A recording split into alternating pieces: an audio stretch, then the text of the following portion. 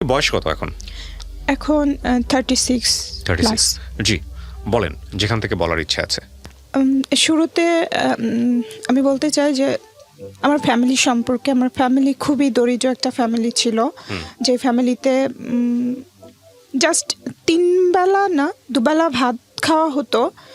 কখনোই না খেয়ে থাকা হয় নাই, ভাত খাওয়া হতো। সেটা লবণ দিয়েও হতে পারে, মরিচ ভর্তা দিয়েও হতে পারে, বা আলু ভর্তা দিয়েও হতে পারে। মানে খুবই দরিদ্র একটা পরিবারে আপনার জন্ম। ভাত খাইতাম, বাট তরকারির কোনো অপশন ছিল না।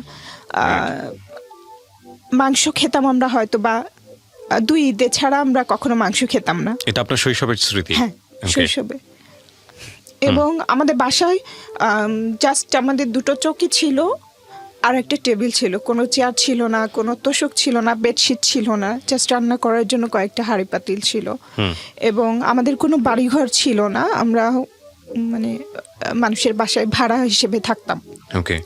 আমরা 4 ভাই বোন ছিলাম। আমরা 2 বোন যখন থাকি তখনকার সময়টা আমাদের খুবই ভালো কেটেছে, যখন আমরা 2 বোন থাকি। মানে আপনি সবার বড়? হ্যাঁ, আমি সবার বড়, এবং আমার 2 বছর 2.5 বছরের মতো ছোট আমার ইমিডিয়েট বোন। তো আমার ওই বোন হবার 5 বছর পর আমার 3 নাম্বার বোনটা হয়, এবং তখন আমার বয়স প্রায় 7 বছরের মতো। আমার বোনের সাথে আমার ডিফারেন্স 7 বছরের, 3 নাম্বার বোনের সাথে। তো সে হবার আগে পর্যন্ত আমাদের লাইফটা, মানে যেহেতু আমরা ছোট ছিলাম, আমাদের লাইফটা খুবই ভালো ছিল।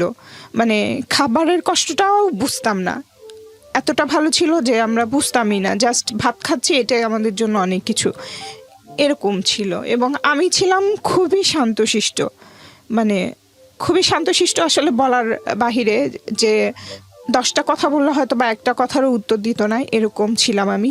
ঠিক আমার উল্টা ছিল আমার বোন।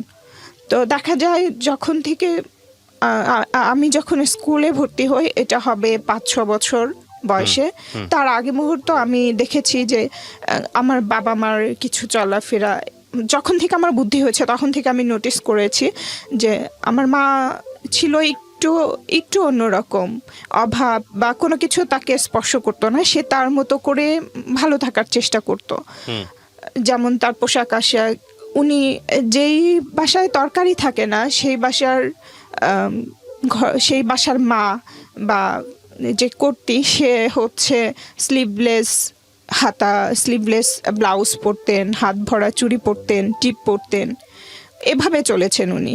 তো এগুলো আমার ভালো লাগতো না, কেন জানি ভালো লাগতো না, জানি না, কিন্তু আমার ভালো লাগতো না। আমি বুঝতাম না এটার মানে খারাপ বা এটা অনেকের চোখে বাজে লাগে, এগুলো আমি কিছুই বুঝতাম না। জাস্ট আমি এতটুকু বুঝতাম যে আমার ভালো লাগতো না। এবং আমার বাবা মার সাথে, বাবা মার ভেতরে মিল ছিল না কোনো দিক দিয়েই, তাদের ইচ্ছা অনিচ্ছা কোনো কিছুতেই মিল ছিল না। আমার বাবা যেরকম, তার উল্টো আমার মা।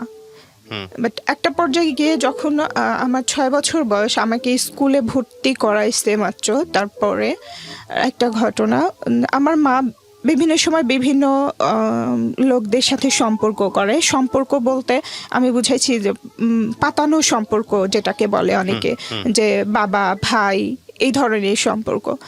তো এরকম সম্পর্ক করতে থাকে। একদিন আমাদের বাসায় তার ভাই বলে একজনকে আনেন, ওনাকে আমরা মামা বলেই ডাকি। তখন জাস্ট আমি একটু বুঝি।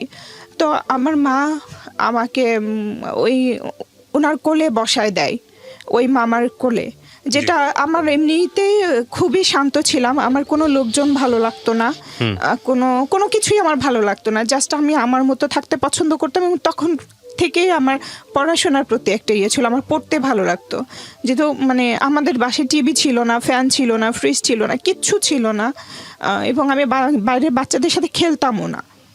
আমার বিনোদন বলতে ছিল বইয়ের পাতা, বইয়ের ভিতরে যে লেখা পড়তাম, ছবি দেখতাম, এগুলোই আমার সারাদিনের বিনোদন, আমার আর কিছুই ভালো লাগতো না।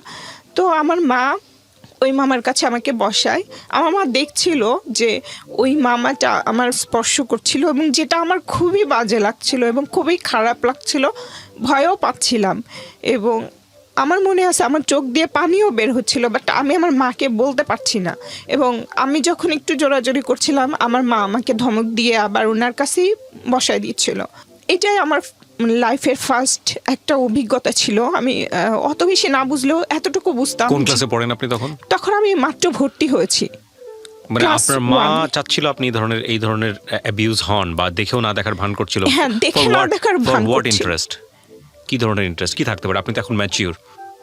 তখন আমি যেটা বুঝতে পেরেছি, সে যাকে ভাই বলছে সে হ্যাপি থাকলে হয়তো বা সে আমার মাও কোনোভাবে হ্যাপি হবে। In what sense? হাউ? কিভাবে সম্ভব? লজিকটা থাকতে হবে তো। হয়তোবা চাচ্ছিল যে উনি আমার মাকে কিছু টাকা পয়সা দিবে বা একটা ভালো শাড়ি কিনে দিবে বা একটা গহনা কিনে দিবে, এতটা এরকম নিডি? কিছু। এত এইভাবে হয়?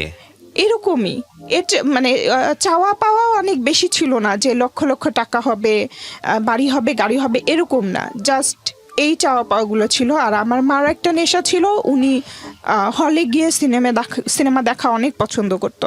তো আমার বাবা যে চাল কিনে রাখতো সারা মাসের, উনি চালটা আগেই কিনে রাখতো, কারণ টাকা শেষ হয়ে গেলে চাল কিনতে পারবে না। তরকারি চিন্তা করতো না, জাস্ট ভাতের ব্যবস্থাটা করে রাখ।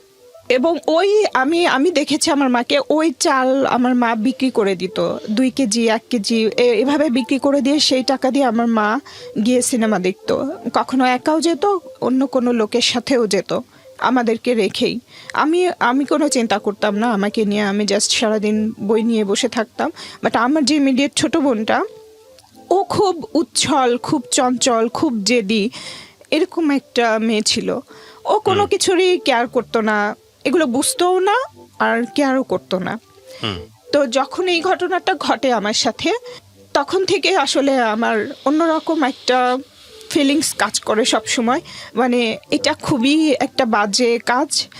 আমার মাথায় শুধু এটাই খেলে যে এটা তো স্বাভাবিক না। আমি বুঝতাম না এটার মানে কি, বাট আমার ভালো লাগতো না। এবং তারপর থেকে আমার কোনো পুরুষ মানুষ দেখলেই আমার ওই কথাটা মনে হতো এবং আমি অ্যাভয়েড করতাম। সেটা ছোট ছেলে মানুষ হোক, বড় হোক, বৃদ্ধ হোক, সবাইকে আমার একটু অন্যরকম লাগতো। আচ্ছা। তো এই কারণে আমি আরও বেশি হয়ে গেলাম। আমি বাইরে গিয়ে খেলতামও না। তো যখন থেকে আমি যখন স্কুলে ভর্তি হই, আমার আব্বা চায় যে তারপরে থেকে, তখন তো প্রাইমারি স্কুল ছিল, খরচটা নাই বললেই চলতো আর কি, ওরকম কোনো খরচ ছিল না। বাট তারপরেও আব্বা বলতো যে লেখাপড়া করাবে না বা খরচ দিতে পারছে না, মানে খাতা কলম যে কেনার যে খরচটা। বাবা কি করতেন পেশায়? আমার বাবা সিকিউরিটি গার্ড ছিলেন, গভর্নমেন্ট। ওকে। তো তখন দেখা যায় যে আম্মার সাথে আম্মা আবার কাজও করতো, মানে ওই যে তার সিনেমা দেখার যে বিষয়গুলো, এগুলোর জন্য আমাকে কাজ করতে হয়েছে। এবং ফ্যামিলিতেও অনেক সময় খরচ করেছে ওই টাকা থেকে। যেমন উনি বিড়ি বানাতেন, তারপরে ঠোঙা বানাতেন, এই ধরনের কাজগুলো। তারপর তোষকের ভেতরে যে নারিকেলের ছোবা, এগুলো হাতুড়ি দিয়ে পিটায় এগুলো করতো।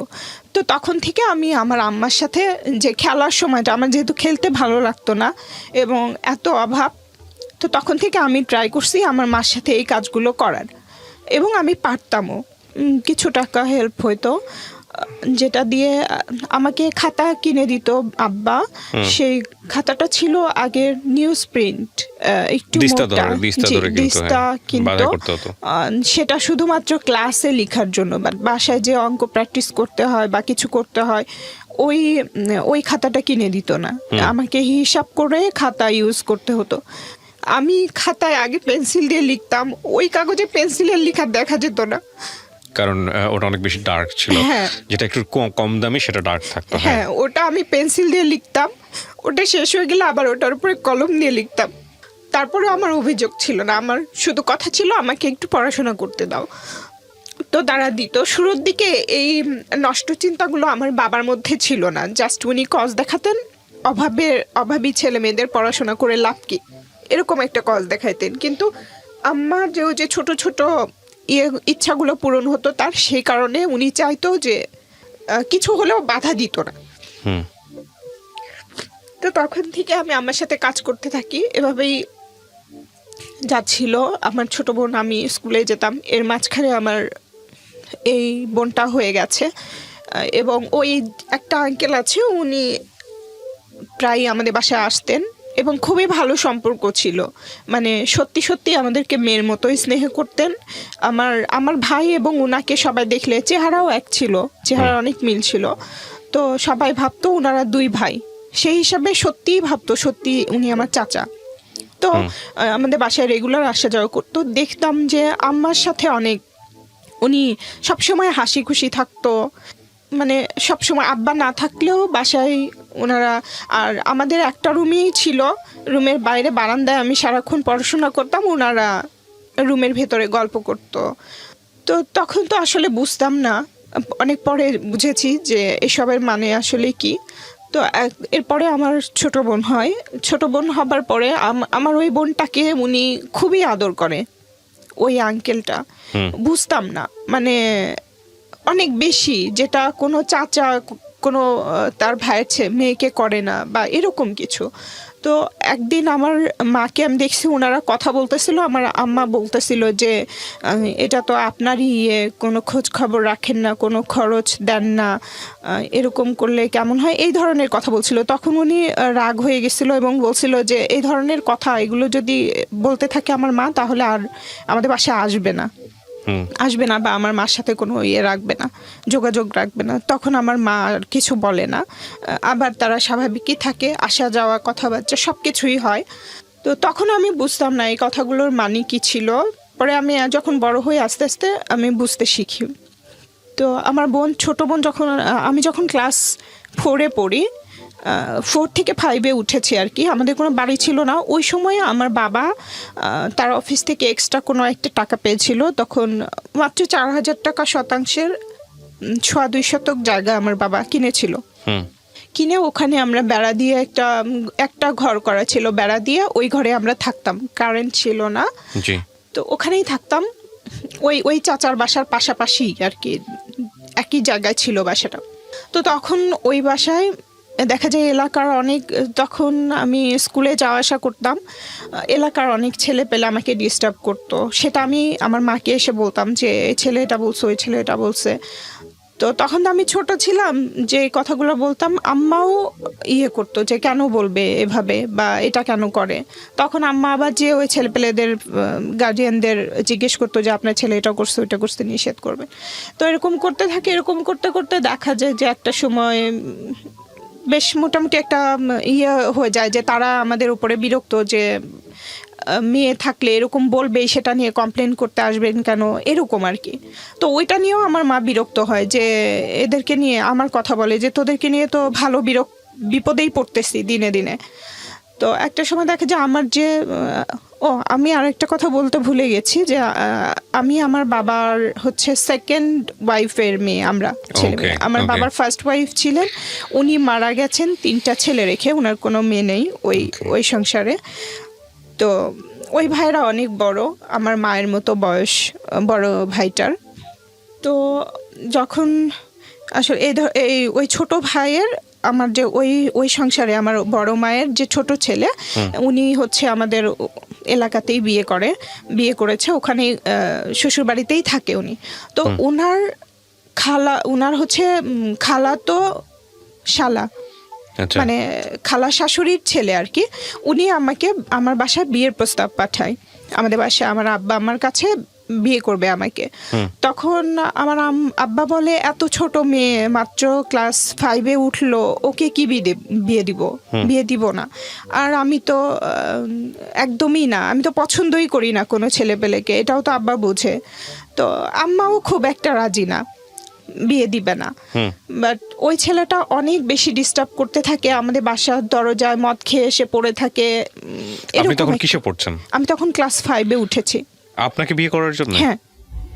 প্রিয় শ্রোতা, আমরা এই জায়গাটায় ছোট্ট একটা বিরতি নেব এবং বিরতির পর আবারও ফিরে আসবো জীবন গল্পে। যাওয়ার আগে আপনাদেরকে বলতে চাই, ঢাকা এফএম এর মধ্যে বলে থাকি যে আমাদের কোনো আত্মীয় স্বজনদের সাথে আমাদের কোনো যোগাযোগ ছিল না। দাদা বাড়ির আত্মীয় স্বজনের সাথেও না, নানা বাড়ির আত্মীয় স্বজনের সাথেও ওভাবে ছিল না। নানা বাড়ির সাথে একটু ছিল, যেমন আমার একটাই মামা, নানার সাথে আমার আম্মার সম্পর্ক ভালো ছিল না, যে কারণে আমার নানা কখনোই আমাদের খোঁজ নেয় নাই।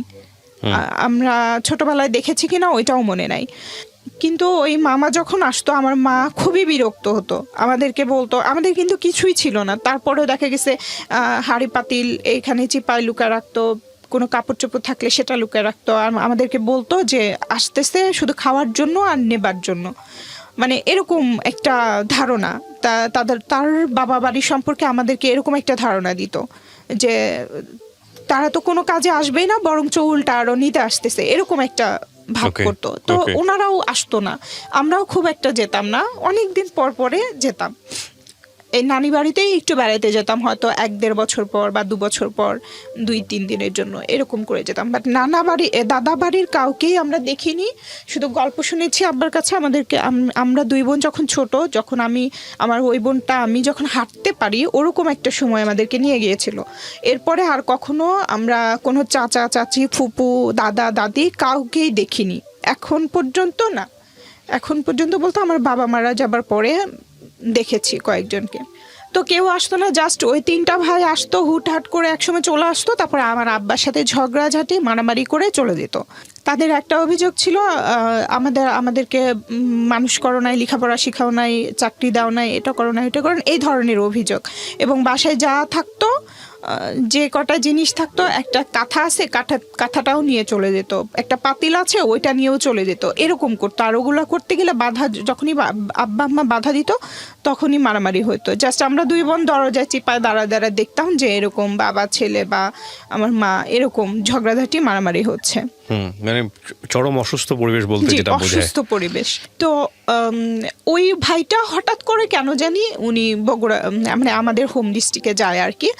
ওনার বাবাও এই অফিসেই চাকরি করতেন, আমার বাবা যে অফিসে করেন ওই অফিসেই চাকরি করতেন। উনি মারা গেছেন, উনি আগে ওখানেই ছিলেন, মারা যাবার পরে ওই ফার্স্ট মনে হয় উনি গিয়েছিলেন। তখন আমি ক্লাস 5-এ পড়ি, এবং আমাকে দেখার পরে আমাদের ওই অভাব অনটন যখন আব্বা বলতে থাকে এরকম লেখাপড়া করতে চায়, অনেক ভালো স্টুডেন্ট, অনেক ভালো রেজাল্ট করে। এর মধ্যে আমি যখন ক্লাস 4-এ উঠি, 1 থেকে 4-এ, তখন আমার রোল হয় 1, যেটা সবাই আমাকে অনেক উৎসাহ দিচ্ছিল, অনেক প্রশংসা করছিল, আদর করছিল।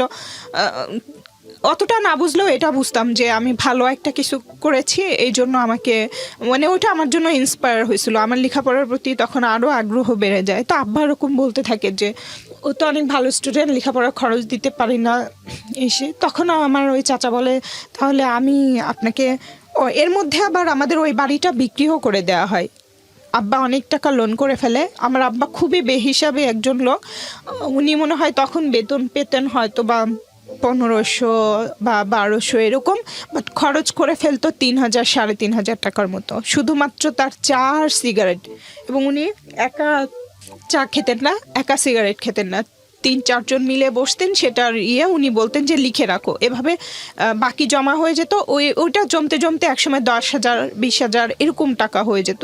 তো ওই টাকাগুলো আব্বার তো কোনো এক্সট্রা ইনকাম ছিল না, দিতে পারতো না। তখন দেখা যায় যে যেই অ্যামাউন্ট বেশি যার, সে হয়তো আব্বার কাছে আসতো যে ঠিক আছে আপনার মেয়েকে বিয়ে, আমার ছেলে বা আমার ভাই মানে বিয়ের প্রস্তাব নিয়ে আসতো, বিয়ে দিলে এই টাকাগুলো শোধ করে দিবে। তখন আব্বার ভিতরে একটা কাজ করতে থাকে, এবং আম্মার ভেতরে পুরাপুরি একটা লোভ কাজ করতে থাকে। তো আমার চাচাতো ভাই যিনি ছিলেন, উনি আব্বাকে অফার দেয় যে আপনার বাড়িটা তো ছিল জাস্ট 1 বছরের মতো ছিল বাড়িটা, এরপরে বিক্রি করে দেওয়া হয়।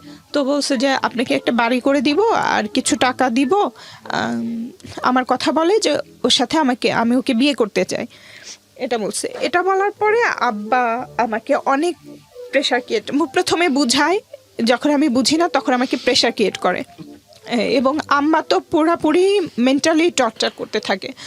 তখন আমার বৃত্তি পরীক্ষা ছিল, মানে বৃত্তি পরীক্ষা আমার দেওয়ার ইচ্ছা ছিল। স্কুল থেকে সবাই চায় যে আমি পরীক্ষাটা দিই, বাট বৃত্তি আমাকে তো টিউশনিও করানোর মতো ছিল না, আব্বার প্রাইভেট টিচার ছিল না। আমরা বাসায় সারা দিন রাত পড়ে যতটুকু করার ততটুকু রেজাল্ট করতাম। তো একটা যে বৃত্তির একটা বই ছিল মোটা, সব সাবজেক্ট মিলায়ে, ওই বইটা কিনতে তখন বেশ ভালো টাকাই লাগতো, মনে হয় 100-150-200 এরকম টাকা লাগতো। তো ওই বইটা আব্বা আমাকে কিনে দিতে পারে নাই, এবং আব্বা বলছে যে পরীক্ষা দিতে হবে না। তো তারপরে আমি ওই বইটা কেনার অভাবে আমি আসলে আর পরীক্ষা দিতে পারি নাই, এবং পরীক্ষার একটা মনে হয় খরচও ছিল, ওটা আব্বা দিতে পারে নাই। তারপরে ওই স্কুল চেয়েছিল কনসিডার করতে, কিন্তু পরে আর আসলে পরীক্ষাটা দেওয়া হয় নাই। তো তখন আমি ভাবি যে আমাকে কিছু করতে হবে, কিন্তু কি করব সেটা বুঝতেছিলাম না। আমি কিন্তু আম্মার সাথে সব কাজই করেছি, যেমন আমাদের ওদিকে ব্যাটারি ভাঙা বলতো, ব্যাটারি ভেঙে ভেতর থেকে একটা পার্টস আলাদা করা, এটার জন্য কিছু টাকা দিত, ওইটা আমি করতাম। তারপর ঠোঙা বানাতাম, এইসব করতাম আমি। আপনি আরো ওই পরে লেভেল থেকে আজকের এই যে জায়গাটায় বসে আছেন, মানে দ্যাট ইজ কোয়াইট, মানে আমার জন্য খুব অবাক হচ্ছে আমি। মানে আপনি পড়াশোনা কমপ্লিট করেছেন কতদূর পর্যন্ত? আমি যখন অ্যাডমিশন টেস্ট দিতে আসি ঢাকায়, ওটা আসার পেছনেও একটা কারণ ছিল, ইচ্ছাটা আগে ছিল এবং আমি অনেকটা বাধ্য হয়েও এসেছি।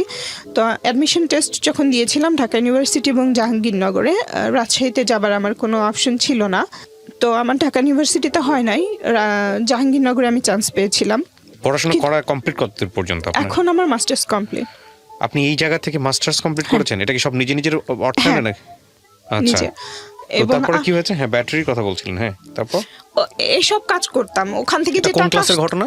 এটা আমি ক্লাস 5 এর কথা বলছি। আমি কাজ করি আরো ছোট থেকে। তো চিন্তা করলাম আমাকে কিছু করতে হবে। তখন ওই সময়টাতে আমার মামা আসে গ্রাম থেকে। তা আমি মামার সাথে নানি বাড়িতে বেড়াইতে যেতে চাই। তখন আমার ক্লাস 5 এর পরীক্ষা হয়ে গেছে। তো আমার ভালো লাগছিল না কোনো কিছু। মামা বলছে আমার সাথে যাবি? তো আমি বলছি হ্যাঁ যাব। তো আমি বেড়াইতে গেছি, শুধু আমি একা গেছি, আমার ছোট বোনটা রয়ে গেছে। তখন আমার ছোট ভাইটার বয়স মাত্র হয়তো বা 1 মাস 1.5 মাস এরকম হবে, মানে আতুর ঘর যেটা বলে ওখানেই আছে আমার ভাই মা। তো আমি আমার মামার সাথে চলে যাই আমার নানি বাড়িতে বেড়াইতে কয়েকদিনের জন্য। এর মধ্যে আমার যে ছোট ভাইয়ের কথা বলেছিলাম, তার শালার জন্য আমার বিয়ের প্রস্তাব আসে।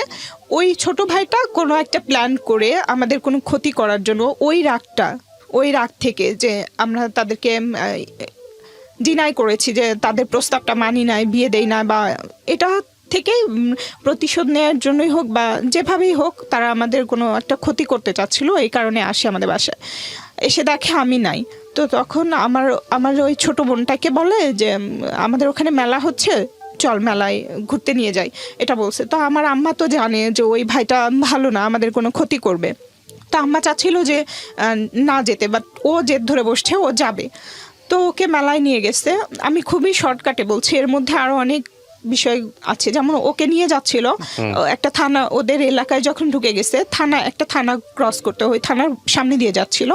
তো আমার আব্বা দেখতে অনেক কালো ছিল, অনেক উঁচা লম্বা ছিল। আর আমার ভাইয়েরাও আব্বার মতো ছিল দেখতে। আর আমার ছোট বোনটা ছিল অনেক বেশি সুন্দর, পরীর মতো ছিল, মানে একদম পিঙ্ক কালারের গায়ের রং যেটা হয় সেরকম।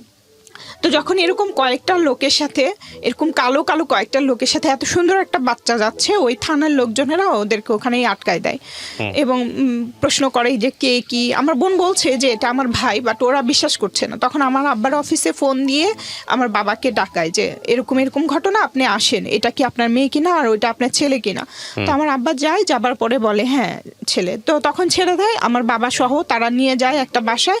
নিয়ে যে আমার বাবা যেটা বলেছে, আমার বাবাকে নাকি হাত পা বেঁধে গলায় ছুরি ধরে তারপরে এই কাজটা করা হয়েছে আমার বোন তখন ক্লাস 4-এ ওঠে। কি করা হয়েছিল? মানে আমার বোন ক্লাস 4-এ পড়ে, ওর সাথে ক্লাস 5-এ পড়ার একটা ছেলেকে বিয়ে দিয়েছিল। আপনার বাবাকে ধরে? হ্যাঁ। কেন? জাস্ট হচ্ছে একটা কালি লাগাই দেওয়ার জন্য। কেন করবে আপনার বাবাকে সেটা? আমার বাবা বিয়ে দিতে চাচ্ছিল না, যে কারণে আমার ভাই, এটা আমার বাবা বলেছে আমাদেরকে। পরে বড় হলে আমার আব্বার কাছে যখন গল্প শুনতাম তখন বলছে আমি বাধ্য হয়ে দিছিলাম এটা। তো ওই ছেলেটার সাথে, ওইটাও আমার ওই ভাইয়ের শালির দেবর ছিল। ওই ছেলেটার সাথে ও একটা বাচ্চা ছিল, আমার বোনও বাচ্চা ছিল। বিয়ে দিয়া ওখানে একটা রাত মানে রেখে দিছে, আমার বোনকে আসতে দেয় নাই, আমার বাবাকে পাঠায় দিছে। তখন আমার আব্বা যখন খালি বাসায় আসছে, তখন আম্মা বুঝতে পারছে যে কিছু একটা হয়েছে। তো তখন আব্বাকে বলছে কি হয়েছে, বলে এই ঘটনা। তখন বলছে যে না, এত ছোট মেয়েকে ওখানে কিভাবে রেখে আসছো, এই করছো। পরে সকালবেলা উঠে ওই যে আঙ্কেলের কথা বলছিলাম, যে আমার মা আঙ্কেলের সাথে একটা ভালো রিলেশন ছিল, ওই আন্টিকে নিয়ে আমার আম্মা যায় ওদের বাসায়, যে আমার ওই বোনকে নিয়ে আসে এবং তখনই তারা ডিভোর্স দিয়ে দেয়। জাস্ট ওটা কেন করছিল জানি না, তখন বুঝি নাই। এখন মনে হয় যে জাস্ট আমার ফ্যামিলিটা অনেক দরিদ্র ছিল, কিন্তু আমার কারণে এবং আমাদের 2 বোনের কারণে সারা গ্রামে আমাদের অন্যরকম একটা প্রশংসা ছিল। সবাই প্রশংসা করতো, আমার আব্বা আম্মাকে সম্মান করতো যে এই ঘরে এরকম 2টা বাচ্চা আছে যাদের আচার ব্যবহার কথাবার্তা সবকিছুই সবার পছন্দ। তো হয়তো বা এইসব কারণেও হতে পারে যে জেলাস থেকে বা যে কোনো কারণেই হতে পারে এই কাজটা করছিল তারা, এবং তখনই ডিভোর্স হয়ে যায়। তো আমার বোন তো তখন কিছু বুঝতো না, বিয়ে কি ডিভোর্স কি এসব কিছুই বুঝতো না।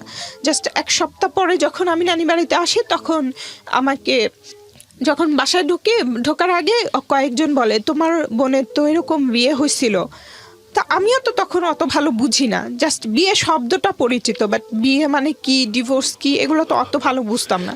তা আমি আম্মাকে এসে বলি যে কি হয়েছে, বলে কি এরকম এরকম ঘটনা। তো যাই হোক, তখন পরে আমরা যখন স্কুলে যাইতাম ওকে সবাই বিভিন্নভাবে খ্যাপাইতো যে তোর তো বিয়ে হয়েছিল এটা ওটা। ওর আবার এটা খুব রাগ ছিল, জেদি ছিল, ভালো লাগতো না। তো তখন থেকে ওর স্কুলের প্রতি একটা অনীহা চলে আসে, মানে ও স্কুলে যাবে না, এসব কথা তার ভালো লাগে না। তো এরকম করতে থাকে, বাট আমি তো ছাড়বো না। তো স্কুলে যাইতে থাকলাম আমি, সব কিছু এভাবেই চলতেছিল। যাই হোক, স্কুলে গেলাম। একটা সময় দেখা গেছে আমার জন্য আরও হেল্প হলো, আমরা যখন আব্বা নেক্সটে একটা পাকা ঘর ভাড়া নিল, মানে যেটার মেঝে পাকা। তো তখন আমার জন্য আরও সুবিধা হলো, আব্বা আমাকে চক কিনে দিত, আমি পাকার মধ্যে অঙ্ক করতাম, মানে অঙ্কটা বিশেষ করে কাপড় দিয়ে মুছে আবার করতাম। এটা আমার জন্য অনেক বড় একটা সুযোগ ছিল ওই পাকা বাসাটা ভাড়া নেবার কারণে। এভাবেই পড়াশোনা হচ্ছিল, মানে রেজাল্টও খুব ভালো হচ্ছিল। যখন আমি এর মধ্যে ওই আমার চাচাতো ভাইয়ের ওইটার জন্য আমাকে সবসময় প্রেশার ক্রিয়েট করা হচ্ছে। তো যাই হোক, আমি তখন পরিচিত একটা মামা ছিল, ওই মামারাও চাইতো যে আমাকে ভালো একটা কোনো জায়গায় বিয়ে দিবে, যেটার বিনিময়ে তারা সবাই বেনিফিটেড হবে। মানে দেখা গেছে বড় একটা টাকা দিবে, সেখান থেকে ওই মামা, মানে ওই যে পাতানো মামা, এটা হচ্ছে আর একটা পাতানো মামা, ওনারা বিহারি ছিল। আমার আব্বাও পছন্দ করতো ওনাকে, আম্মাও পছন্দ করতো। উনি একটা মেজরের সাথে সম্পর্ক নিয়ে আসছিল যে এই মেজরটা একটা বউ আছে, বাট এখানে একটা বিয়ে করবে, বিনিময়ে আপনাদেরকে অনেক কিছু দিবে। হ্যাঁ, এটা বলে। তখন আব্বা আম্মা রাজি হয়ে যায়। তো আমাকে বলতে থাকে যে এরকম একটা লোক। আমি বলছি মেজর হোক বা যেই হোক, আমি বিয়ে করব না, যেই হোক না কেন বিয়ে করব না, সেটা যেই হোক। তো তখন ওনারা আমাকে একটা সেলাই মেশিন কিনে দেয় ওই মামা। তখন আমি সেলাই মেশিনটা নেই, মানে বিয়ের জন্য না, বলছে ঠিক আছে। ওনারা আমাকে আস্তে আস্তে কনভিন্স করতে চাচ্ছিল, মানে লোভ দেখায় হোক বা যে কারণে হোক। তো ওনার মামা আমাকে বলে যে একটা সেলাই, এটা আমি পরে বুঝতে পেরেছি যে এগুলো একটা, তো বলতো যে তোমার মেয়েরা তো লেখাপড়ায় অনেক ভালো শুনেছি, তো কি অবস্থা, বলে কি না স্যার পড়াইতে পারি না, পড়াশোনা বন্ধ করে দিব, এটা সেটা অনেক ধরনের কথা বলতো। তখন ওনারা আব্বাকে কিছু টাকা দিয়ে যেত। এটা খুব আপনি বুঝতেন যে বাবা ইচ্ছা করে এটা করতেছে, বা নিরুপায় হয়ে করতেছে। ইচ্ছা করেই করতেছে। তো ওই টাকাগুলো আব্বা নিত, বাট ওই টাকাগুলো আমার পিছনে খরচ করতো না। দেখা গেছে 500 টাকা 1000 টাকা আমার বই কেনার জন্য দিত বা একটা ড্রেস কেনার জন্য দিত, কিন্তু আব্বা আমাকে দিত না। মানে এভাবে মানুষের কাছ থেকে আমাকে দেখায় টাকা নিয়ে এনে উনি খরচ করতো, যেটা আমার ভালো লাগতো না।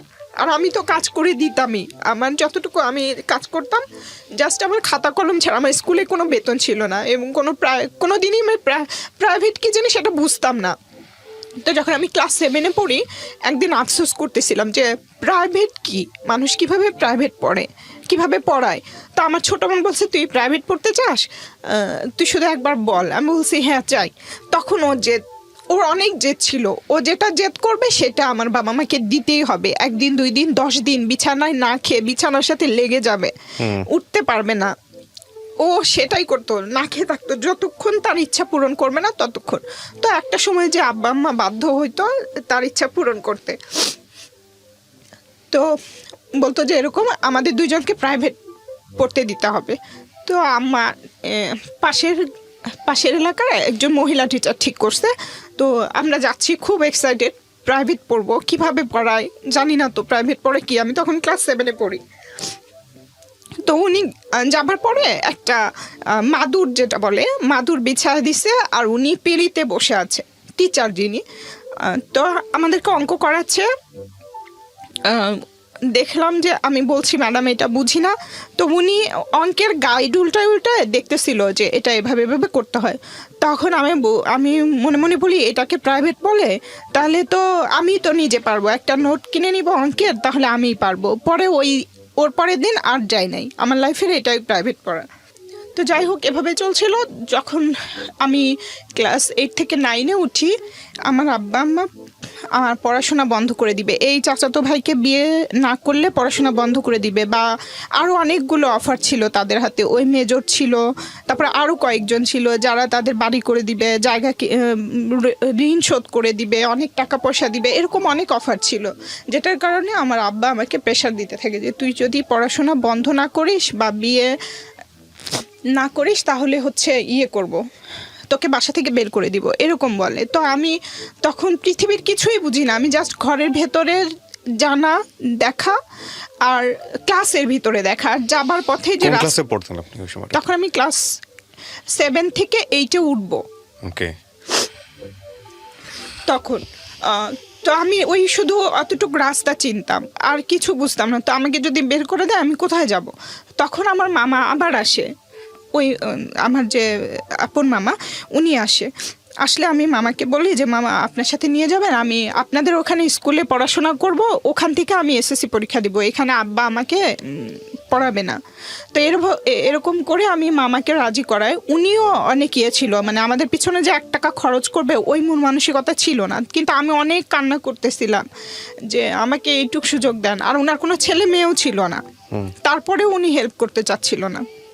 কিন্তু আমি একটা সময় অনেক কান্নাকাটি করে অনেক বুঝাই যে আমি ওখানে আপনাদেরকে কিছুই ডিস্টার্ব করব না, খাওয়া দাওয়া নিয়ে আমার কোনো কমপ্লেন থাকবে না, কিছু থাকবে না, জাস্ট আমাকে একটু স্কুলে যাওয়া আসা করতে দিবেন, এসএসসি পরীক্ষা দিতে দিবেন। তা আমি তখন 7-এ পড়ি, এসএসসি কিভাবে দিব? তখন আমি চিন্তা করলাম যে আমাকে কিছু করতে হবে, মানে ড্রপ করতে হবে, আমার স্কিপ করতে হবে, আমার ক্লাস 8-এ পড়া যাবে না, আমাকে তখনই 9-এ পড়তে হবে, তাহলে আমি 1 বছর আগাই যাব। তখন আমি এখান থেকে যখন ক্লাস 7-এ পরীক্ষা দিই, তখন আমি নানি বাড়িতে চলে যাই, যে আমি 8-এর ক্লাসটা না করে আমি ওখানে গিয়ে ক্লাস 9-এ ভর্তি হই। ওকে। তো মাঝখানে আমি আবার এখানেও এসে থাকি 3-4 মাস করে, আবার ওখানে যাই। এখানে যখন আসি আমি ক্লাস 8-এর ক্লাস করি, যে স্কুলে পড়তাম 7 থেকে 8-এর ক্লাস করতাম, আর নানি বাড়িতে গিয়ে 9-এর ক্লাস করতাম, একসাথে 8-9 এভাবে করে। তারপরে যখন আমি এখানে 9-এ উঠে যাই, তখন তো ওখানে 10-এ উঠে যাই, তখন আমি ওখান থেকে পরীক্ষা দিই। এবং আমার সাবজেক্ট ছিল সায়েন্স থেকে আমি পরীক্ষা দিই। আমার একটা খালাতো ভাই ছিল, উনি আমাকে হেল্প করেছে আমার ফিজিক্স, কেমিস্ট্রি, ম্যাথে, উনি আমাকে দেখাই দিতেন। আর এর মধ্যে আমি মামার বাড়িতে আর থাকতেও পারি নাই, মামা যে আমাকে হেল্প করতে চাচ্ছিল না, আমি তো একরকম জোর করেই গেছি। কিছুদিন পরে আমাকে ওখানে আর তারা রাখে নাই, তখন আমার মার দুঃসম্পর্কের মানে চাচাতো বোন আর কি, পাশের এলাকার, ওনার ওখানে আমাকে পাঠায় যে কোনোভাবে। যেহেতু আমি এখানে আসতে চাচ্ছিলাম না, আমি আম্মাকে কনভিন্স করছি যে তুমি শুধু আমাকে পরীক্ষা দিতে দাও, তোমার সব ইচ্ছা আমি পূরণ করব, শাড়ি, চুড়ি, গহনা যা আছে সব কিছু। এবং আমার মা দেখছি যে কোনো একটা মহিলাকে যদি কেউ সালাম দিত, মুরব্বী মহিলা বা ভদ্র মহিলাকে যদি কেউ সালাম দিত, এটা নিয়ে আমার মার খুব কমপ্লেন ছিল। ওই মহিলাকে সালাম দেয়, উনি কষ্টও পেত যে আমাদেরকে তো কেউ সালাম দেয় না। তখনই আমি মনে মনে ডিসিশন নিয়েছিলাম, একটা সময় তোমাকে সবাই সালাম দিবে, তোমাকে এমন একটা জায়গায় নিয়ে যাব। তো আমার মাকে এগুলো লোভ দেখায় যে তুমি জাস্ট আমাকে এসএসসিটা দিতে দাও।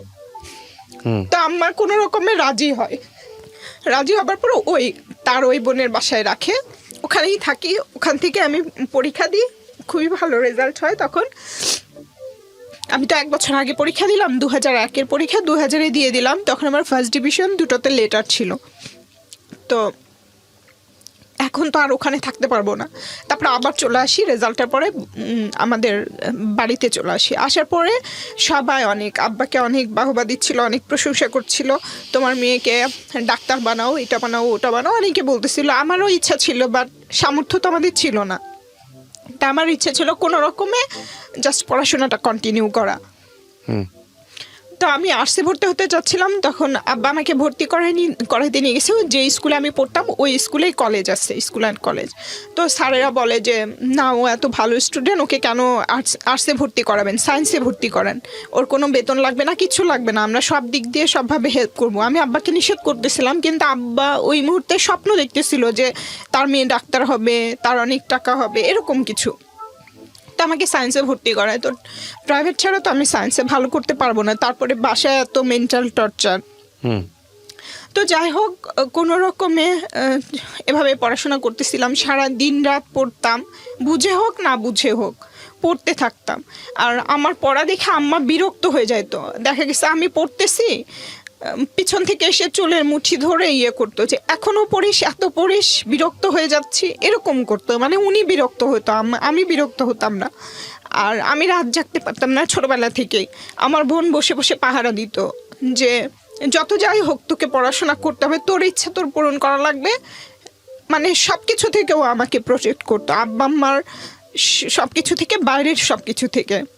হুম। এবং ও রাত জেগে বসে থাকতো, আমি পড়তাম যেন আমি ঘুমাই না, যে ও রাত জেগে বসে থাকতো। তো যাই হোক, এভাবেই চলছিল। ইন্টার যখন ফার্স্ট ইয়ারে পড়ি, যখন আমি এসএসসির রেজাল্ট হয়, তখন আমার আব্বার কলিগের ভাইয়ের ছেলের সাথে একটা প্রস্তাব আসে বিয়ের। তো আমি রাজি না। আম্মাকে আবার ওই লোভ দেখাতে থাকি যে আমাকে শুধু সুযোগ দাও, আমি ইন্টার পাস করলে তোমাকে এটা ওটা করে দিব, সব করে দিব। আর আব্বা আম্মা বলতো কি, ওইটা তাদের ঋণ শোধ করা। বলে কি, জন্ম দিছি, আমরা যেভাবে বলবো সেভাবে কাজ করবি, তাহলে আমাদের জন্মের ঋণ শোধ হবে। যাকে বলবো তাকে বিয়ে করবি, তাহলে জন্মের ঋণ শোধ হবে। আমি বলছি যে হ্যাঁ করব, কিন্তু আমাকে ইন্টার পাসটা করতে দাও। তো এরকম করতে থাকে, আম্মাকে বলি, মানে সময় নেই। তারপরে আমার ওই সময়টাতে ওই বলে যে জাস্ট দেখতে আসবে, বিয়ে দিব না। তো আসে, দেখতে আসলে দেখি যে আমাকে কোনোভাবে রাজি করায় দেখানোর জন্য। ওইটা আমার লাইফের ফার্স্ট, মানে ফর্মালি কোনো একটা ছেলে দেখতে আসে। তো দেখতে গেলে দেখি যে আমাকে বিয়ে দিয়ে দিচ্ছে। মানে এটা বুঝি যে ওখানে সিগনেচার করতে বলতেছে, তার মানে বিয়ে হয়ে যাচ্ছে। আমার আগে আমার ছোট বোন বুঝে গেছে, বলে কি, এই ছেলে দেখতে এত কালো, তুই এত সুন্দর, ওই ছেলের সাথে বিয়ে দিব না। তখন ও তো চিৎকার চেঁচামেচি শুরু করে যে আমার বোনকে বিয়ে দিব না, বিয়ে দিব না। এরকম করতে করতে দেখা যায় যে ওই গার্ডিয়ানদের মধ্যে কোনো একটা বিষয় নিয়ে ঝামেলা হয়ে যায়। জানি না কি বিষয়, মেবি এটাকে কাবিনের টাকা নাকি দেনমোহরের টাকা, এইটা নিয়ে একটা ঝামেলা তৈরি হয়। তখন হয়ে যাবার পরে তারাই বলে যে হ্যাঁ বিয়ে দিব না। আমার আব্বা বলে, আমার আব্বার পক্ষ থেকে আরও কিছু কলিগরা, কাকারা যারা আছে, ওনারা বলে। তো বিয়েটা ভেঙে যাওয়ার পরে ওই ছেলে ঠিক 1 বছর পরে, আমি যখন কলেজে পড়ি, তখন আবার আসা শুরু করে। মানে আমি স্কুলে যাচ্ছি, স্কুলের রাস্তার মাঝখানে দৌড় দিয়ে এসে আমার পা ধরে বসে থাকে। মানে আমাকে বিয়ে না করা পর্যন্ত সে পা ছাড়বে না, রাজি না হওয়া পর্যন্ত। তখন আমি তো অনেক ভয় পেয়ে যাই, প্লাস কান্নাকাটি। ওখানে কি করব, রাস্তার ভিতরে মানুষজন হা করে তাকায় থেকে দেখে, এরকম একটা অবস্থা। তো এরকম রেগুলার করতে থাকে। ওটা আমি আম্মাকে বলে দিই যে এরকম করে। তখন আম্মা আমাকে আবার টর্চার শুরু করে যে তোর হচ্ছে, আমার আম্মা সবসময় আমাকে অভিশাপ দিত। যখনই বিয়ের প্রস্তাব করতাম, অ্যাকসেপ্ট করতাম না, তখনই বলতো যে তোর দেখিস, তোর 7টা বিয়ে হবে। বাজে বাজে কথা বলতো। হ্যাঁ, বাজে, খুবই বাজে অভিশাপ দিত আর কি সব সময়। কিন্তু আমি কিছু মনে করতাম না, তাও তো আমাকে সুযোগ দেয়া হচ্ছে, এটার জন্য আমি কিছু মনে করতাম না। তো আম্মা এটা করতে করে, আমি রাজি হই না। মাঝখানে একটা ঘটনা ঘটে যায়, সেটা হচ্ছে আমার আম্মার যেসব বাসায় আমরা ভাড়া থাকতাম, আম্মা কেন জানি ওই বাড়িওয়ালা ছেলেদেরকে টার্গেট করতো আমাদের জন্য, যে একটা প্রেমের রিলেশন হয়ে যাক বা বিয়ে পর্যন্ত যাক, সেটা এরকম চাইতো আম্মা। হয়তো ওনার ধারণা ছিল বাড়িওয়ালা ছেলে হলে ওনাকে সারা জীবন ওনাদের বাসায় থাকতে দিবে, এরকম একটা কিছু, জানি না, অযৌক্তিক এবং অবাস্তব কিছু আশা করতো আর কি।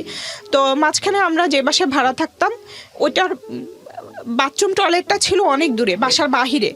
তো আমি কখনোই রাতে, আমার যত কষ্টই হোক, আমি রাতে বাথরুমে যেতাম না, কারণ আমার আম্মাকে ডাকলে উনি আমাদের সাথে যাইতো না। মানে উনি তার ঘুম নষ্ট করে আমাদের সাথে যেতে পারবে না ওখানে। তো অত দূরে তো একা একটা মেয়ের পক্ষে যাওয়া সম্ভব না। তো আমি যেতাম না বাথরুমে। কিন্তু আমার ওই বোন তো কাউকে ভয়ও করতো না, কিচ্ছু কেয়ারও করতো না, কিচ্ছু করতো না, ওর যা ইচ্ছা হতো তাই করতো। তো তখন ওই বিয়েতে আব্বা আমাকে অনেক প্রেশার করে যে বিয়ে দেওয়ার জন্য। একটা সময় দেখা যায় আবার সে আগের মতো করে বাসা থেকে বের করে দিবে। তো তখন আমি কোথায় যাব? আমি তো কাউকে চিনি না, কোনো আত্মীয় স্বজন নাই, ফোন ছিল না যে মামা যখন আসবে তখন তার সাথে যোগাযোগ হবে, তাছাড়া তো যোগাযোগের কোনো বই ছিল না, তাহলে আমি কি করব? তো তখন আমি বাধ্য হই বিয়ে করতে, যে ঠিক আছে আমি বিয়ে করব। তখন আমি ফার্স্ট ইয়ারে পড়ি, আমাকে একটা বছর সুযোগ দিবে, আমি এখানে থেকে আমার ইন্টার পরীক্ষা শেষ করে তারপরে আমি ওই ছেলের সাথে যাব বা সংসার করব, এরকম একটা শর্ত ছিল। আব্বা আম্মাকে বলি যে এটা যদি হয় তাহলে আমি বিয়ে করব। তো বলে আচ্ছা ঠিক আছে, এবং বিয়ে দেওয়া হয়। বিয়ে দেওয়ার পরে ওই ছেলে একটাই ছেলে ছিল, এবং আম্মাকে কিছু লোভ দেখাইছিল মেবি, পরে যেটা জানতে পারি যে ওই ছেলের অনেক সম্পদ, সে একাই, একটা শুধু বোন আছে, সব কিছু তার হবে, সেখান থেকে আমাদেরকে অনেক কিছু দিবে, এরকম কিছু আর কি। তো বিয়ে হয়, বিয়ের পরে যেদিন বিয়ে হয় সেদিনই আমাকে ওখানে পাঠানোর জন্য জোর করা হয়। ওই ছেলেও নিয়ে যাবে, আমার আম্মাও পাঠিয়ে দিবে। তখন আমি বললাম যে এরকম তো কথা ছিল না।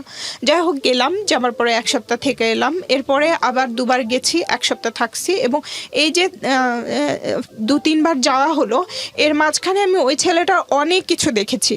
ওখান থেকে আমি পালায় চলে আসি, এবং আমি চেষ্টা করেছিলাম যে আমি পরীক্ষাটা এখানে থেকে দিব, দেন তারপরে আবার তার সাথে সংসার করব, এরকম একটা প্ল্যান ছিল। বাট আমার মা সেটা হতে দিবে না, বলছে যেহেতু তাদের প্ল্যান সাকসেস হয় না, তাই আমাকে ওখান থেকে ডিভোর্স দিয়ে। ছেলে রাজি, হ্যাঁ বিয়ে করব, বাট ওই ছেলের মা এসে ওখানে আমার বোনকে আবার মারপিট করে।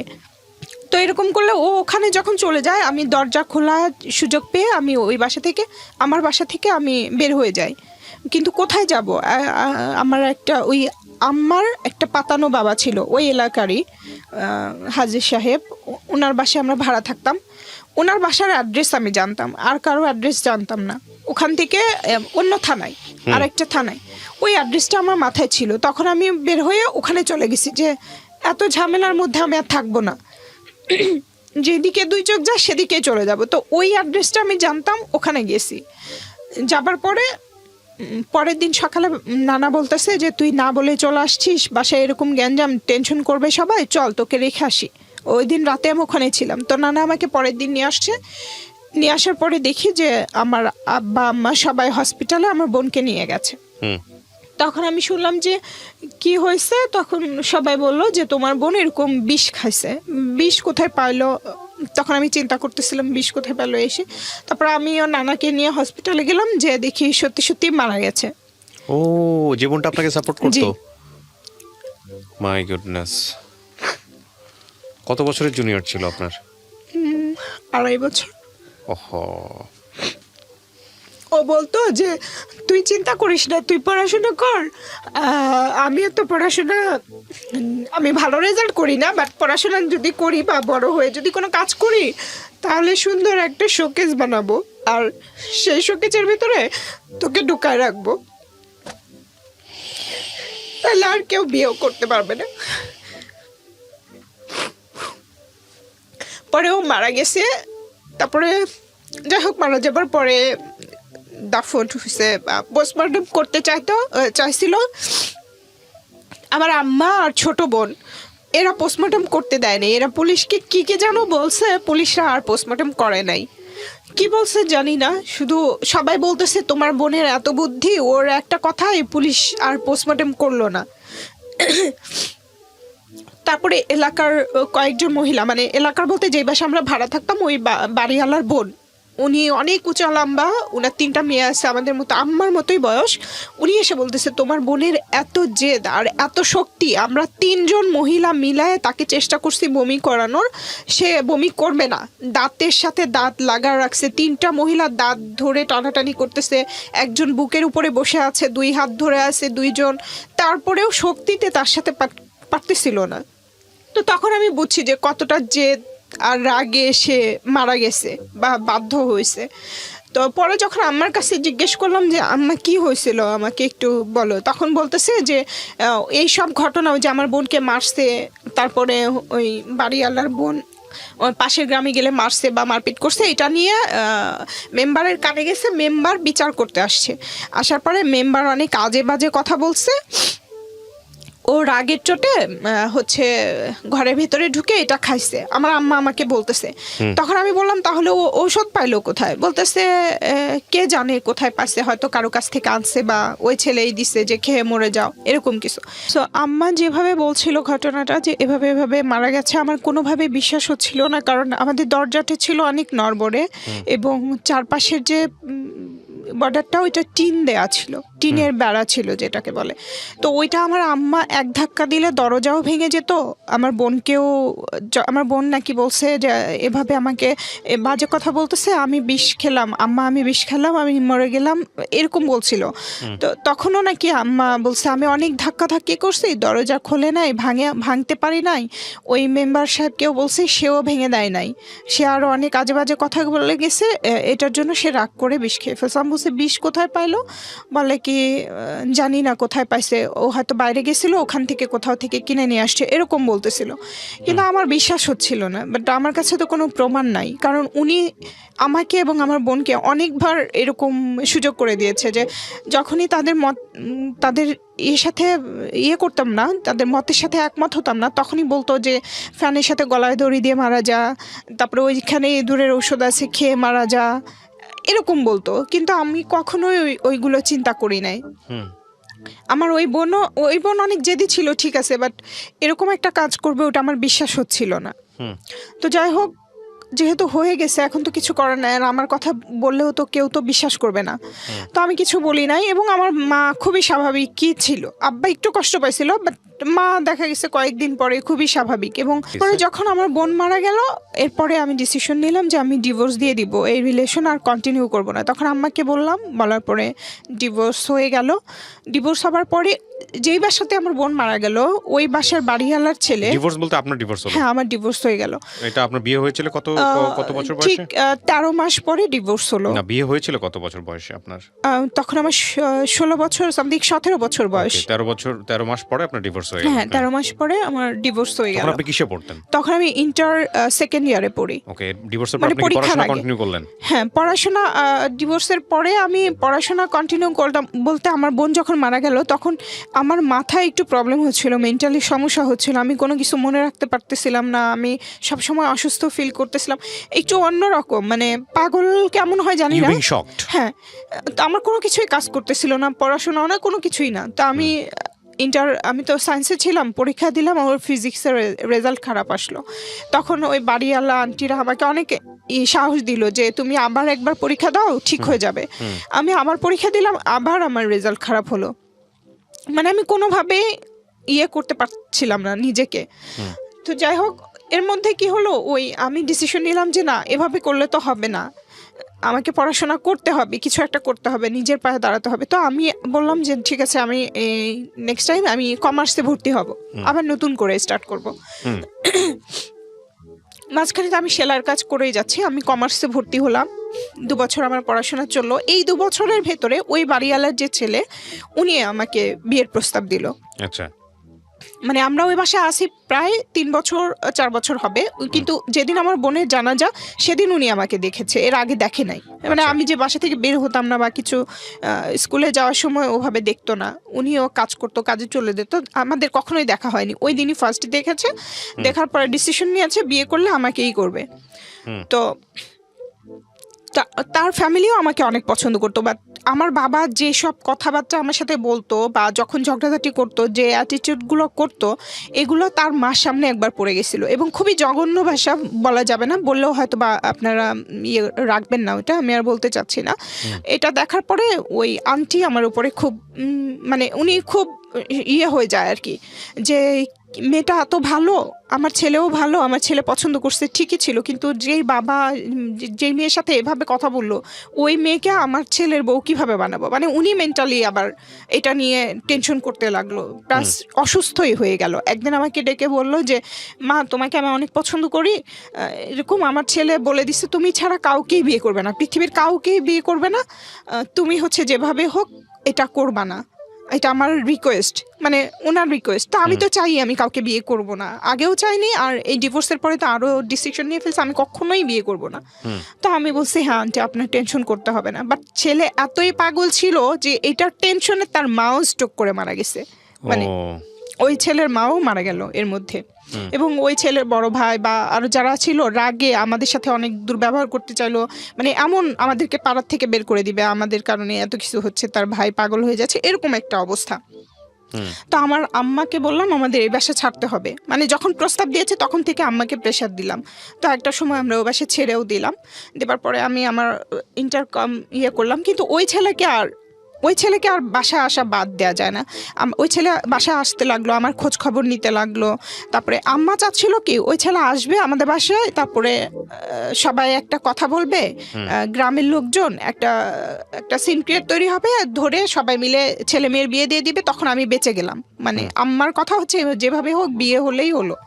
তো দেখা গেছে আমি পড়তেছি, ওই ছেলে পিছনে এসে দাঁড়ায় থাকতো, দেখতো, বাট আমি জানতামই না যে আমার পিছনে কেউ দাঁড়ায় আছে। মানে এত ভালোবাসতো যে মাথার উপরে ফ্যান নাই, গরম, আমার কোনো দিকে কোনো ফিলিংস, আমি শুধু পড়ছি। এটা দেখে উনি অনেক অবাক যে এত গরমের মধ্যে গা দিয়ে ঘাম বের হয়ে যাচ্ছে, সে কিছু টের পায় না। সেই ছেলে সাথে সাথে যে একটা ফ্যান কিনে নিয়ে এসে আমার বাসায় দিয়ে গেছে যে তোমার পড়তে কষ্ট হয় গরমে, এই ফ্যানটা তুমি ইউজ করো। মানে আমার আম্মাকে দিছে আসলে, বেসিক্যালি ওনাকেই দিয়েছে যে ওর জন্য আনছি। তো যাই হোক এরকম করতো, মানে এত ভালোবাসতো। তো আব্বা এই সুযোগটা নিত ওনার কাছ থেকে সবসময়, সময় অসময় নেই, টাকা পয়সা নিত, এই করতো বলতো। মানে একটা বিষয় যেটা বুঝতে পারছি গল্প শুনে যে আসলে অভাবে স্বভাব নষ্ট বলতে যেটা বোঝায়। হ্যাঁ, আর একটা কথা আছে, এটার বোধহয় একটা ইংরেজি আছে, নেসেসিটি নোজ নো ল, প্রয়োজন কোনো আইন মানে না। তো ওই জায়গাটা থেকে আসলে বিষয়টা এরকম, ওয়ান যেটা আপনাদের এথিকের জায়গা থেকে অনেক বাদবে, বাট আপনারা রিয়েল লাইফটি একটু চিন্তা করে দেখেন, দিস ইজ আ ভেরি মানে ন্যাচারাল ইস্যুজ, এবং এটা চোখে পড়বে আপনার, এবং হয়তো নিজের সাথেও মিল পাবেন, অথবা আশেপাশে কাউকে জানবেন যে এরকম। ঠিক আছে, হ্যাঁ বলেন। তো ওই ছেলেটা আব্বাকে বলছিল কিভাবে আমাদের সম্পর্ক আগাবে, ও তো কোনোভাবেই রাজি হচ্ছে না। ও রাজি না হলে সমস্যা নাই, আমি তোমার কাছ থেকে টাকা নিচ্ছি, আমি স্ট্যাম্পে কথা দিচ্ছি, স্ট্যাম্পে লিখে যে আমি আমার মেয়েকে ইন্টার পাসের পরে তোমার সাথে বিয়ে দিতে আমি বদ্ধপরিকর বা অঙ্গীকারবদ্ধ, এটা বলে একটা সিগনেচার আব্বা দিয়ে দিছে। তো উনি আমাকে বলে না। এরপরে যখন আমার ইন্টার পরীক্ষা হয়ে গেল, তখন তো এর আগে ওই ছেলে আমাকে দেখাইছে যে তোমার আব্বা এভাবে আমাকে কথা দিছে, তুমি কি তোমার আব্বার কথাও রাখবা না? কিন্তু ওই ছেলেটা লেখাপড়া জানতো না, কিন্তু মানুষ হিসেবে একদম ওয়ান ক্লাসের ছিল, মন মানসিকতা, মানে সব দিক দিয়েই একটা ভালো মানুষ যা হয়। কিন্তু আমরা ভাই বলে ডাকতাম, ছোটবেলা থেকে এত বেশি হ্যারাসমেন্ট হয়েছি, কোথায় যাব, আমি তো কাউকে চিনি না, কোনো ফোন নাম্বার জানি না, কোথায় যাব। তখন আমি আব্বার কাছ থেকে আমার ওই চাচাতো ভাই, যেই ভাইয়ের কথা বললাম, ওই চাচাতো ভাইয়ের ফোন নাম্বার নিয়ে ফোন দিলাম যে ভাইয়া এরকম আমি অ্যাডমিশন টেস্ট দিতে ঢাকা আসতে চাই, আপনি কি আমাকে একটু হেল্প করতে পারবেন কিনা? তো তখন উনি এক বাক্যে রাজি হয়ে গেল যে হ্যাঁ ঠিক আছে, হেল্প করতে পারবো। পরে ঢাকায় আসলাম, বলছে যে তুমি শুধু ভাড়ার টাকাটা ম্যানেজ করে চলে আসো, এরপরে আমি দেখব, এটা বলছে। তো আমি আসলাম ঢাকায়। আসার পরে উনি হচ্ছে ওনার ফ্রেন্ডের ফ্যামিলি যে বাসায় থাকে, মানে অ্যাকচুয়ালি ওই ফ্ল্যাটে 3টা ফ্যামিলি থাকে, তার ফ্রেন্ড, তার ভাই বোন, ভাইয়ের ওয়াইফ, মানে অনেক লোকজন। ওখানে আমাকে রাখলো, ওদের বাসায় ফ্লোরিং করতাম, ওদের রুমের একটা ফ্যামিলি একটা রুমে ছিল, ওই ফ্যামিলির ভিতরে আমি আবার ফ্লোরিং করতাম। করে আমি ইউসিসিতে 2 মাসের মতো ক্লাস করলাম, তারপরে আমি অ্যাডমিশন টেস্ট দিলাম। এর মাঝখানে আব্বা আমাকে আমার অফিসে অ্যাপ্লিকেশন করাইছে, মানে চাকরির জন্য। তো আমি চাকরি করব না, আমি বলছি আমি এখন চাকরি করব না, হচ্ছে আমি পড়াশোনা শেষ করে তখন, এবার আবার বলতেছি যে আমি অনার্স কমপ্লিট করে তোমাদের সব ইচ্ছা পূরণ করবো, মানে এভাবে করে আমি এই পর্যন্ত আসতেছি। কিন্তু আব্বা রাজি না, যে একটা সরকারি চাকরি ছোট বড় যাই হোক যদি হয়ে যায় তাহলে আমার ফুল ফ্যামিলি বেঁচে যাবে আর কি, এরকম। তো আব্বা জোর করেই একরকম আমাকে অ্যাপ্লিকেশনটা করালো। তা আমি ঠিক যখন আমি অ্যাডমিশন টেস্টটা দিলাম, এর পরপরই, মানে জাস্ট কয়েকদিনের ডিফারেন্স, 3-4 দিন এর মধ্যে আমি এই অফিসে পরীক্ষা দিলাম। তো পরীক্ষা দেবার পরে আমি এই অফিসে টিকে গেলাম, আমাকে ভাইভাতে ডাকা হলো। তো যখন ভাইভাতে ডাকা হলো তখন আমার ওই সময় যখন ভাইভাতে ডাকা হলো তখন আমার জাহাঙ্গীরনগরে ভর্তির ডেট ছিল, যে ওখানে আমাকে ভর্তি হতে হবে। ওই ভাইটাই টাকা পয়সা দিচ্ছে, তো উনি ভর্তি করাই দিবে। তো আব্বাকে বললাম, আব্বা ভর্তি হতে দিবে না, বলছে ওখানে ভর্তি হলে তো তুমি চাকরি করতে পারবে না, আর চাকরি করলে তো তুমি ওখানে যা পড়াশোনা করতে পারবে না, জাহাঙ্গীরনগর তো অনেক দূরে, মানে কোনোভাবেই না। তখন আমাকে অনেকভাবে চেষ্টা করলো, ফ্যামিলি বাঁচাতে হবে, মানে অনেক রকম। তখন আমিও চিন্তা করলাম যে তাহলে তো কি হবে, তাহলে আমার চাকরিটাই করতে হবে, আমার ইউনিভার্সিটি ছেড়ে দিতে হবে, আমার সারা জীবনের স্বপ্ন যেটা ছিল। তো পরে আমি চাকরিতে জয়েন করলাম 2006 সালে ডিসেম্বর মাসে। এটা তত্ত্বাবধায়ক সরকারের সময় ছিল, যে কারণে আমাদের কোনো ঘুষ বা কিছু দিতে হয়নি, লিগ্যাল ওয়েতে আসা হয়েছে। ঘুষ দিলে হয়তো আমার চাকরিটাও হতো না, যেই চাকরিটা আমি এখনও কন্টিনিউ করছি এটার কথা বলছি। তো যাই হোক, আমি নর্মালি আমার অনার্স ভর্তি হয়ে গেলাম সোশ্যোলজিতে ইডেন কলেজে। ওখান থেকে আমি চাকরি এবং এটা কন্টিনিউ করছি। এর মাঝখানে আমি কখনোই কোনো ছেলে পেলেকে নিয়ে কোনো স্বপ্ন দেখা, কোনো রিলেশনে জড়ানো কোনো কিছুই না আমার মাথায়। আমি ছোটোবেলা থেকে ভাবতাম আমি কলেজে উঠে প্রেম করব, এটা করব, ওইটা করব। তারপর ভাবলাম আমি অনার্স উঠে করবো, যে আমাকে ইন্টার ভালো করে পাশ করতে হবে, কোনো দিকে মনোযোগ দেওয়া যাবে না। এরপর আমি ভাবলাম অনার্সে এসে আমি পড়াশোনা, চাকরি, আমি কোনো দিকে মনোযোগ দেবার সুযোগ নেই। আমার প্রথমত ইচ্ছাই ছিল আর বিয়ে না করা, আর আমি আসলে ওই সুযোগটাও পাইনি। তো যাই হোক, আমি দুটোই কন্টিনিউ করলাম। অনার্সেও আমার রেজাল্ট ভালো ছিল, মাস্টার্স করলাম। ঠিক মাস্টার্স করার আগে এর মাঝখানে আর কিছু ঘটনা ঘটে গেছে। সেটা আমার বাবা 30-35 বছরের মতো চাকরি করেছে, কিছুই করতে পারে নাই, বরঞ্চ উল্টা অনেক টাকা লোন করেছে আর কি। উনি 2,60,000 টাকার মতো পেনশন পেয়েছে, ওখান থেকে দেখা গেছে 1 লাখ টাকা লোন, 1 লাখ টাকা আমার মা নিয়ে নিয়েছে, আর 50,000 টাকা তার আছে, এরকম আর কি। সে সব কিছু আর কি পেনশনের রিটায়ার্ডের পরেও কিছু করতে পারলো না। তো আমি যখন জয়েন করেছি তখন আমার মা বাবাকে যে কথা দিয়েছিলাম যে তোমাদের সব ইচ্ছা আমি পূরণ করবো, শুধু বিনিময়ে আমাকে একটু পড়াশোনা করতে দাও, তো ওইটাই তারা বারবার মনে করাই দিচ্ছিল। আমাদের ঋণ শোধ করবি না, আমাকে জায়গা কিনে দিবি না, বাড়ি করে দিবি না, এরকম সারাক্ষণ আমার মাথা খেয়ে ফেলছিল। তো জাস্ট চাকরিতে জয়েন করে তো মানুষ সব কিছু করতে পারে না। তো যাই হোক, আমার মাকে বললাম যে ঠিক আছে, ওই গ্রামে 2 শতক জায়গা দেখো, আমি টাকা পয়সা জোগাড় করতেছি। তো জয়েন করার পর থেকে আমি টাকা পয়সা জোগাড় করতেছিলাম জায়গা কেনার জন্য। এর মাঝখানে আমি ফ্যামিলিকে এখানে নিয়ে আসি। আমার ছোটো বোনটা ইন্টার পাস করে ফেলে।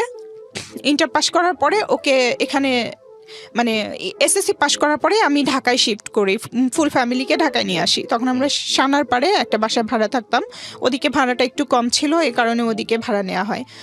তো ভাড়া নেবার পরে আমার সবাই ফুল ফ্যামিলি নিয়ে আসার পর আমার বোনকে বদ্রুনেসায় ভর্তি করা, ওর সব খরচ আমি দিচ্ছি, বাসা ভাড়া আমি দিচ্ছি, বাজার খরচ সব আমি দিচ্ছি। জাস্ট রিটায়ার্ডের সময়ও আমার বাবা বেতন পেয়েছে 6,000 সামথিং, এরকম 7,000 টাকাও না। তো সেই টাকা দিয়ে ঘর ভাড়াও দেওয়া যেত না, খাওয়াও যেত না। তার মানে সব কিছু ওই টাকা দিয়ে তার সিগারেট খেতেই চলে যায়। এবং আরেকটা কথা বলে রাখি, আমার বাবা এতই অসুস্থ, আমি জন্মের পরে আমার বাবার দাঁত দেখেছি একটা, উনি তখনই এত বৃদ্ধ ছিল এবং শারীরিকভাবে অসুস্থ ছিল, তখন থেকে এই অবস্থা পর্যন্ত। এরপরে উনি সিগারেট খেতেন, চা খেতেন এরকম, এবং খুবই বেখেয়ালি ছিলেন, কেয়ারলেস ফ্যামিলির প্রতি। তো তখন আমাকেই সবকিছু চালাতে হচ্ছে। তখন কি আপনার মাস্টার্স কমপ্লিট হয়ে গেছে? না, তখন আমি অনার্স সেকেন্ড ইয়ারে পড়ি। সেকেন্ড ইয়ার পরে? আচ্ছা, আমি আপনার গল্পটা যেটা যতটুকু শুনলাম একেবারে শুরু থেকে শেষ পর্যন্ত, এটা আমি খুব ভালো করে বুঝতে পারছি যে আপনাকে যদি আমি লাইন বাই লাইন বলতে দিতাম তাহলে গল্প কিছু কিছু জায়গায় মানুষের কাছে খুব অবিশ্বাস্য মনে হতো। কিছু কিছু জায়গায় গল্পটা মনে হতো যে আপনি কারোর সাথে শত্রুতামি করে বলতে এসছেন। কিছু কিছু জায়গায় মনে হতো যে এটা একটা ভয়ঙ্কর রকমের আনরিয়েলিস্টিক একটা গল্প। এবং সব কিছু যেভাবে প্রচার করা যায় সেই জায়গাটি থেকে আমরা কেটে ছেটে আজকে যে জায়গাটা এনেছি, সেখানে যদি একটা মোটা দাগে একটা সমীকরণ দাঁড় করাই, তাহলে আমি গল্পটাকে বলতে পারি এটা একটা অতি দরিদ্র পরিবারে জন্ম হওয়া একটা শিশু বা একটা মেয়ের তার নিজের বেড়ে ওঠার মনস্তাত্ত্বিক, শারীরিক এবং সব কিছু মিলিয়ে পারিপার্শ্বিক, সামাজিক, পারিবারিক যুদ্ধ। ডেফিনেটলি আপনি ওইরকম একটা পরিবার থেকে এসে যদি আপনি ইডেন কলেজের মতো জায়গাতে সোশিওলজিতে মাস্টার্স আমি কমপ্লিট করে পরে থাকেন, ঢাকা ইউনিভার্সিটি থেকে মাস্টার্স করেছি। পরে আপনি যদি ঢাকা ইউনিভার্সিটি থেকে মাস্টার্স করে থাকেন, তাহলে আমি মনে করি যে আপনি হিমালয়ের চূড়ায় বেশ কয়েকবার উঠেছেন। এটা হচ্ছে আমার জায়গা থেকে এবং বলা। এটাই আমার মা এবং মা বোন আর ভাই এখন সহ্য করতে পারছেন আমার মা। দ্যাটস ফাইন, ওটা ফ্যামিলি ডিলেমাতে না যাই আমরা। অনেক কিছু আছে যেগুলো হয়তো আপনার বললে এটা ফ্যামিলিগতভাবে এরা যত কিছু হোক এটা না কেন কেন আপনার বলছি blood। স্যার, আমি এখানে একটু বলতে চাই, যখন আমি আমার এই গভর্নমেন্ট কোয়ার্টারটা পাই, এর মধ্যে কিন্তু আমার বোনের চাকরি হয়ে গেছে এখানে। আমি আপনাকে একটা কথা বলি, আমি আপনার গল্পে যদি কোনো মেসেজ বের করতে চাই, আপনি যেটা বলছিলাম, আমি তো ইন্টারাপ্ট করছি কারণ আমি জানি আপনার গল্প যদি আমি ওইভাবে বলতে দিতে চাই আপনার ঘন্টার পর ঘন্টা চলে যাবে, বলা শেষ হবে না। আর এর দিন শেষে আসলে গল্প একটা জগা খিচুড়ি জায়গায় চলে যাবে, কারণ আপনি যেভাবে রিয়েল লাইফটাকে এইভাবে আনতে চাচ্ছেন, সেখানে আমি যদি বলি যে একটা ব্রডার মেসেজটা কি, সেই মেসেজের জায়গাটা হারাই যাবে।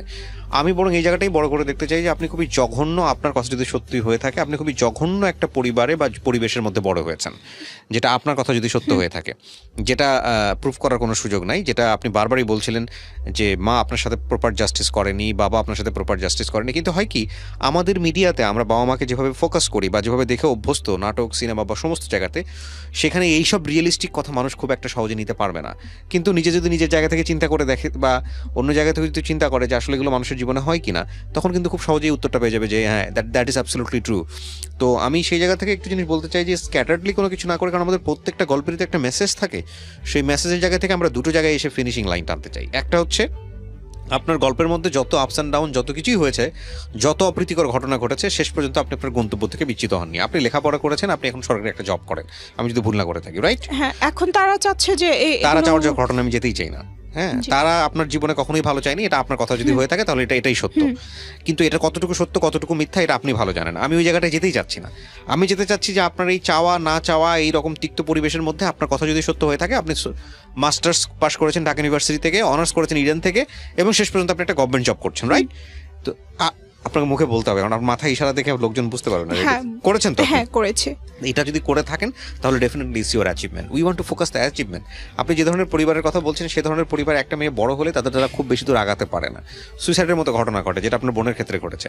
তো আপনার বাবা বেঁচে নাই, এটাও আমি জানি। তো সব কিছু মিলিয়ে what ever the situation is that, আপনি কিছু না কিছু অ্যাচিভ করেছেন। আপনি আজকে এখানে এসে বলতে পারেন, অনেক মেয়ে সেটা বলতে পারে না, এবং আমরা চাইলেও সব কিছু পোর্ট্রে করতে পারি না, ডেফিনেটলি পারি না।